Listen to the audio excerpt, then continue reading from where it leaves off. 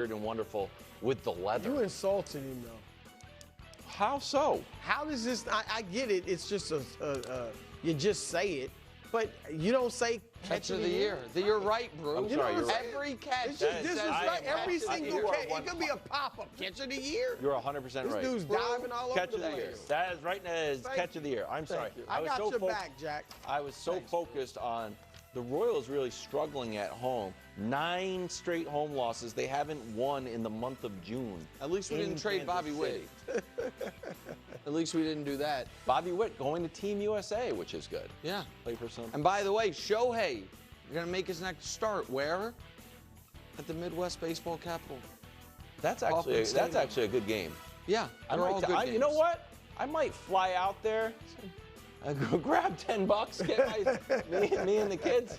Go see Shohei. That'll be a good game, for real. Wonderful. Mets already up 6-1 on the Braves. This is home run number 2 for Soto. He sets the record for most multi-home run games before turning 27. He broke Jimmy Fox's record? You got it. Wow. This was Jimmy Fox's record. He held for a long time. Jimmy Fox. I didn't think that would ever be broken. I didn't either. It's a famous one. It is most multi-home run games before turning 27. It's a huge one.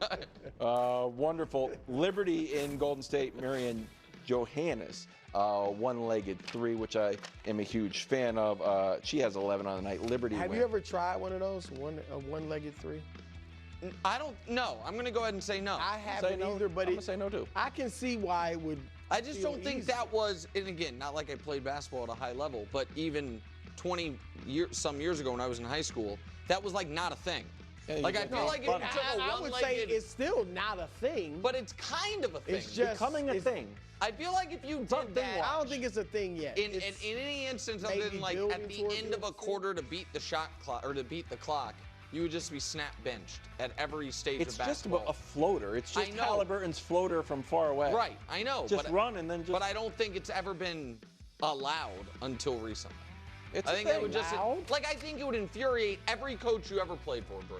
Yeah, you now get, that was you get the 60s. Patrick Ewing treatment. You practice that shot? Is that a shot you work on?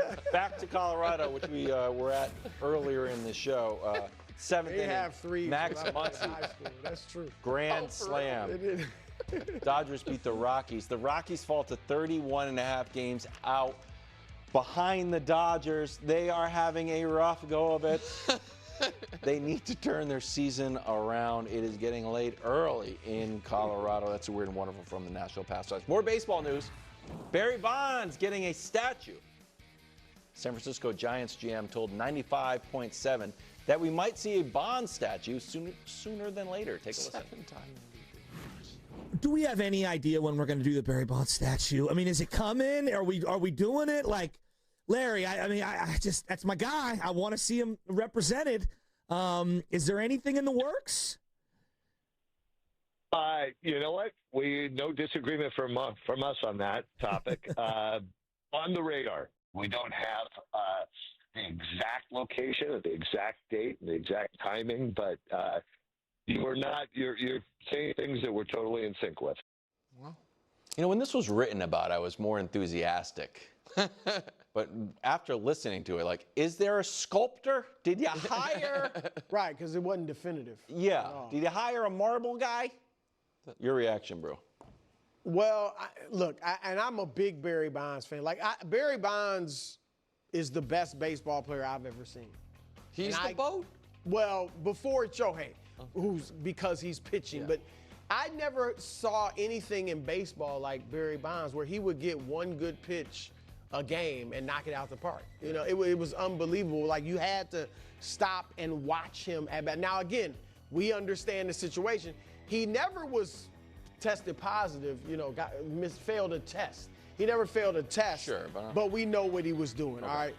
So, as much of a Bonds fan as I am, when I thought this would be like the only statue out there, I was like, I don't know. It just doesn't seem right. He's not in the Hall of Fame because of the PED use, but this would be like the 6th. They've got several of them out there. So in that regard, I feel like, okay, you can give him one. But if it was like the only statue, where some places They only have one. Like Doug Peterson and Nick Foles in Philly. The Bud Light. No, but I would be a little more like, but I would think too they got to talk with the league and make sure.